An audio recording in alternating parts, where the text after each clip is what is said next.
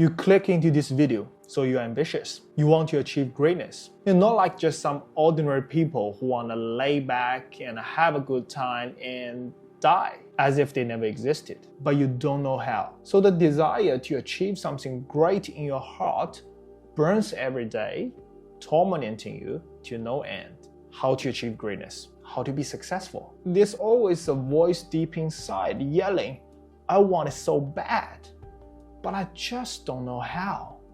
You've come to the right place. First of all, the eagerness to be great is an essential piece of the puzzle. You already have that, and that's great.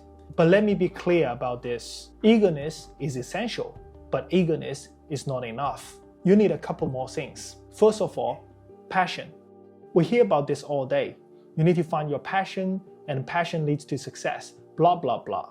Well, they are not wrong, but not many people talk about why is that and what is passion. Passion refers to an obsessed interest in a particular topic. If I had to put greatness into one sentence, that might be it. To have a disinterested obsession with something that matters. Paul Graham, the founder of Y Combinator, once gave a very interesting example of passion. There exists a small group of people who collect bus tickets, all kinds of bus tickets from different countries. They're so obsessed about it that they can tell the tiniest difference between two tickets that we may see as identical. And that's called passion.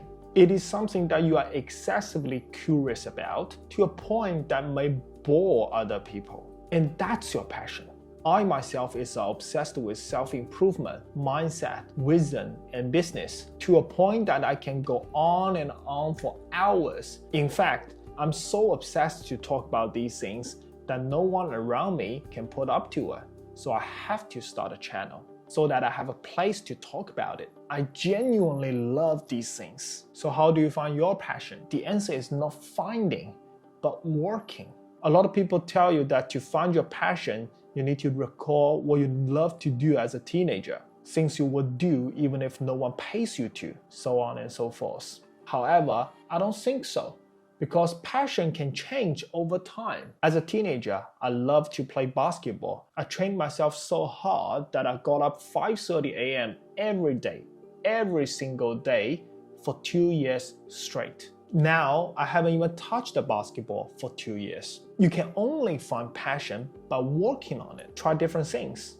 Try many things. Every time, try for at least a good amount of period. Don't just quit after 2 days. Keep trying until you find that passion.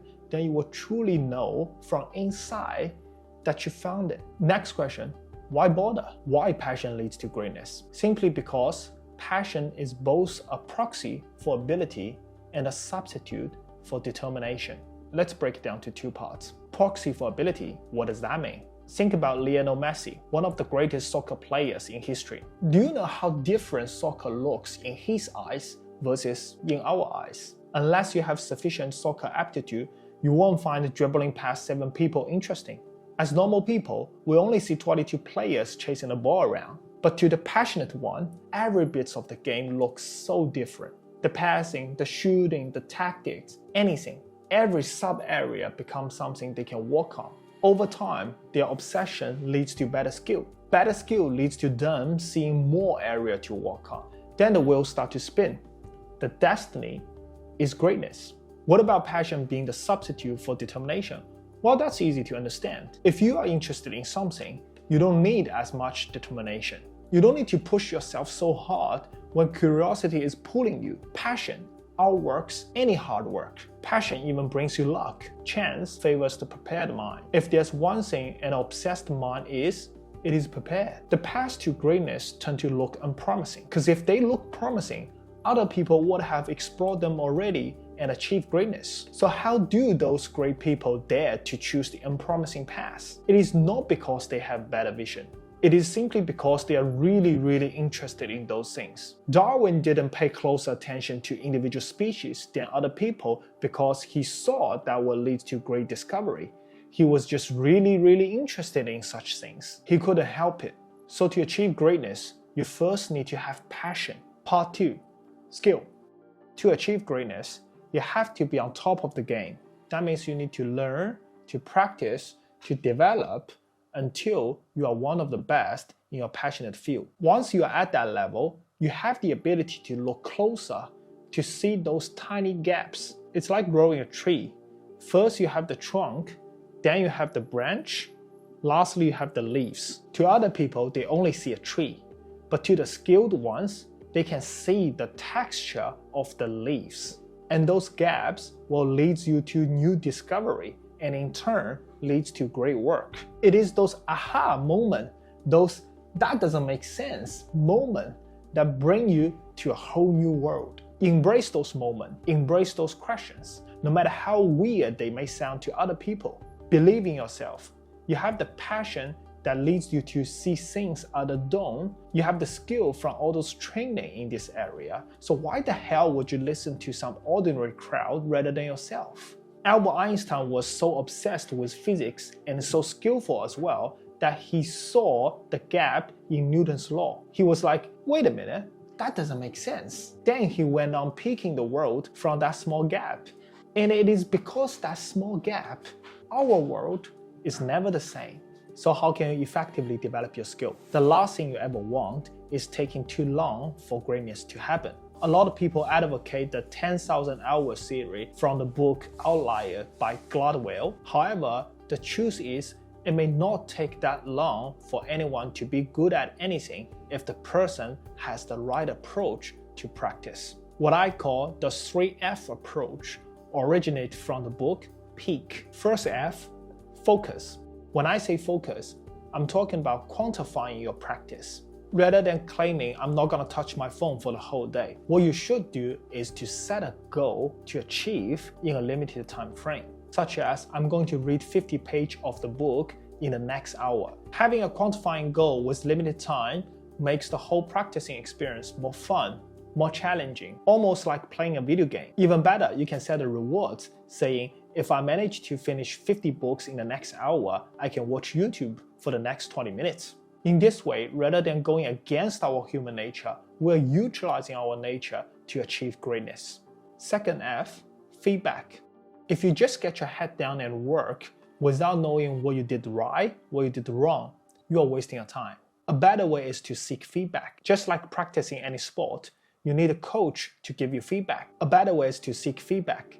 Instant feedback. This will drastically reduce the time required to get you to the top tier in that area.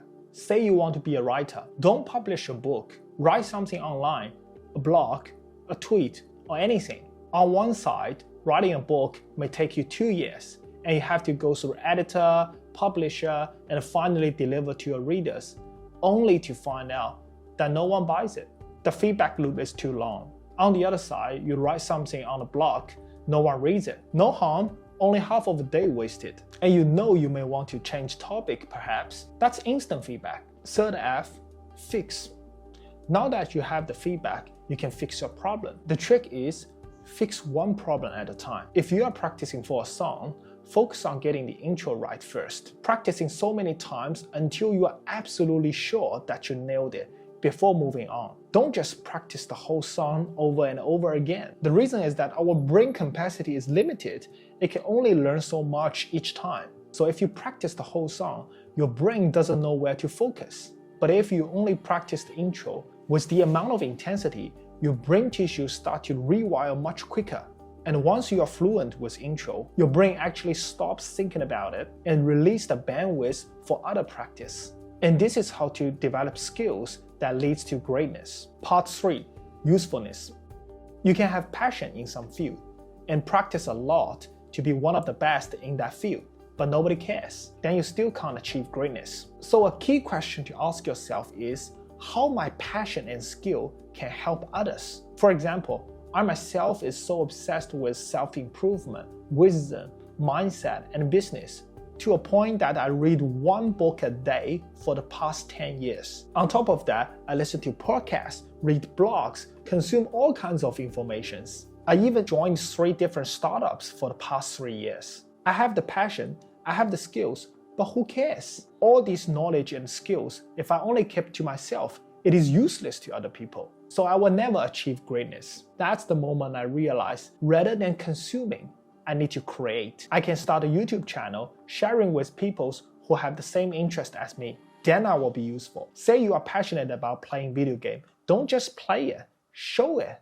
Do a live stream, record some videos. Even better, tell others how you think while you're playing. What's your tactics? How do you practice them? Answer others' questions, help them grow. That's usefulness. Say you are passionate about playing basketball and are pretty good at it, and unfortunately, you are undersized, so you can't play professional, but that's okay. Keep practicing and post your drill online. Show those young teenagers how to master shooting from a long distance. Maybe one day you become a trainer. You will have your own camp. Who knows? Even better, some NBA players reach out to you for training. Do you have any idea how much you can make in a single year? That's greatness. In fact, I challenge all of you to comment down below about things that I consume. I will find a way to turn into create and reply to you. I guarantee you there's always a way. Don't just consume, create. This is the last piece of puzzle for achieving greatness. So there you go. These are the 3 essential parts for achieving greatness. You need to have obsessive interest in a topic. You need to have the skill to be able to see the gaps that leads to great discovery. And you need to create things that are actually useful to other people. Remember, everyone can be great. You too can be great. Amo fati, my friend.